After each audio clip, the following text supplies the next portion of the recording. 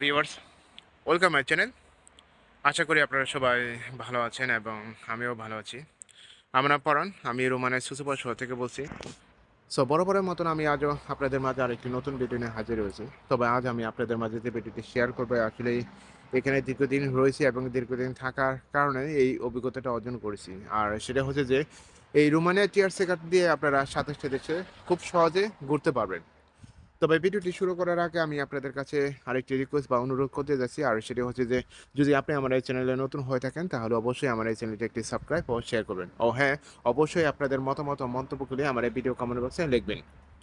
তো বরাবরের মতন আমি ভিডিওতে চলে যাচ্ছি। আপনারা জানেন সাম্প্রতিক রোমানিয়া এবং বুলগেরিয়া সেনজেনে অন্তর্ভুক্ত হয়েছে আজ ২০২৪ এবং এপ্রিলের ২৭ তারিখ। ১ তারিখ থেকে সেনজেনে যাওয়ার জন্য অনুমোদন পেয়েছে অন্যান্য দেশে ট্রাভেল করার জন্য। সেই হিসাবে আমরা থার্ড কান্ট্রি সিটিজেন হিসাবে এবং বসবাস করতেছি এবং রোমানিয়া টিআরসি কার্ড দিয়ে আপনারা ২৭টা দেশে সেঙ্গেনে ভ্রমণ করতে পারবেন ফ্রি ট্রাভেল হিসাবে।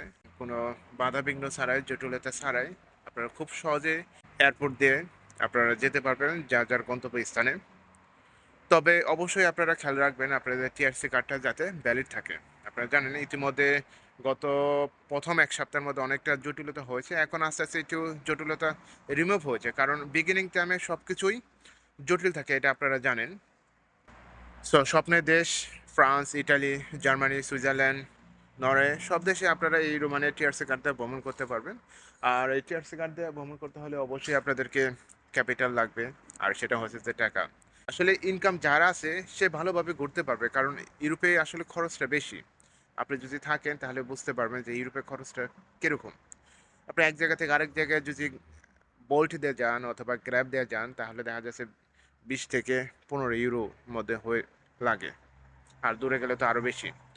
তো তো আজ ২৭শে এপ্রিল এবং ২০২৪। এখন বর্তমানে এয়ারপোর্টে যে অবজারভেশন হয়েছে, এখন বর্তমানে এয়ারপোর্টটা খুবই ক্লিয়ার রয়েছে এবং আগের মতন যে প্রথম ১ সপ্তাহের পর থেকে গত ২ সপ্তাহের মধ্যে যে যত জটিলতার সৃষ্টি হয়েছে এগুলি আস্তে, আস্তে রিমুভ হচ্ছে। কারণ আসলে আমরা থার্ড কান্ট্রি হিসাবে এখানে রয়েছি, তাদের সন্দেহভাজন হিসাবে অনেক লোকেরে ইনভেস্টিগেশন করেছে এবং অনেকেই ৩-৪ জন জানা মতে ডিপোর্টও খেয়েছে। যাই হোক ওই কথা বলতেছি না। কিন্তু আপনার মনে কনফিডেন্স অর্থাৎ সাহস রাখবেন। সাহস নিয়ে আপনার সামনের দিকে এগোতে হবে।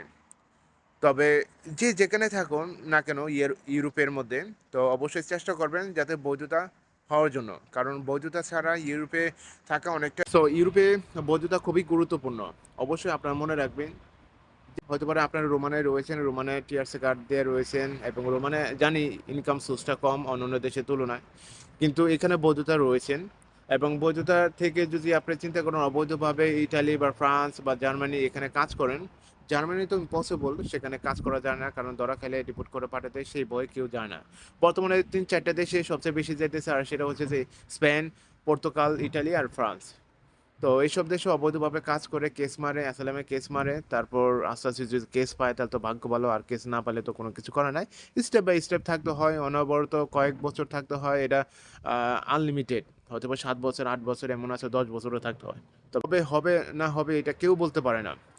তো এখন বর্তমানে রোমানিয়া এয়ারপোর্টের মতন অত ইনভেস্টিগেশন করে না। খুব সহজেই আপনারা এই রোমানিয়া টিআরসি কার্ড দিয়ে অন্য দেশে ভ্রমণ করতে পারবেন।